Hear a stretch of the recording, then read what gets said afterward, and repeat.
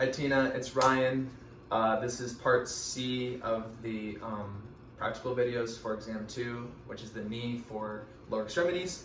I'm gonna have Bradley here for the first exam, or for the first test, is going to be the posterior sag sign. So he's gonna be in supine. This leg is gonna be nice and straight. We're gonna have hip be in 45-degree flexion and knee be in 90-degree flexion. And what I'm going to be observing is if the tibia is shifting backwards onto that femur. And if there is a posterior shift of the tibia onto the femur, then that's indicative of a PCL injury, or also can be indicative of an arcuate ligament or posterior oblique ligament injury.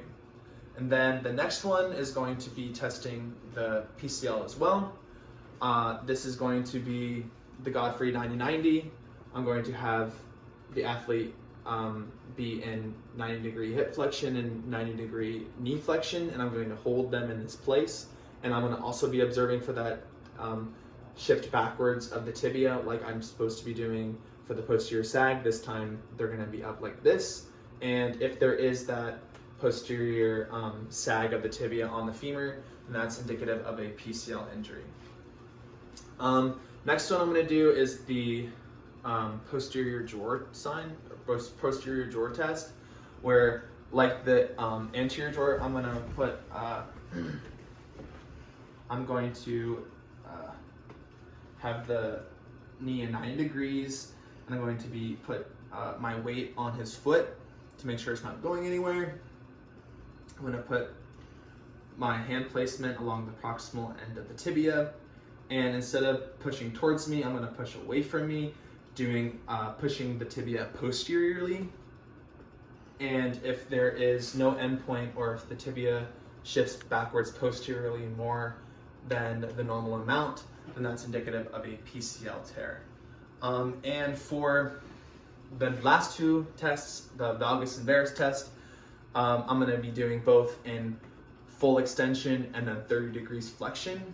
So I'm going to have him lying down.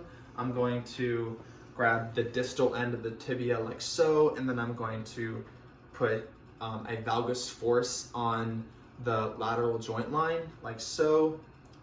And when the knee is in full extension and I am putting a valgus force on the lateral joint line, and there is an opening of that joint line, then that could mean a PCL or MCL injury. And then I'm going to do the same thing, but this time in 30-degree flexion, and where I'm going to be doing a valgus force on that lateral joint line. And if there is an opening in that joint line, then at 30 degrees, then that's going to be an MCL injury.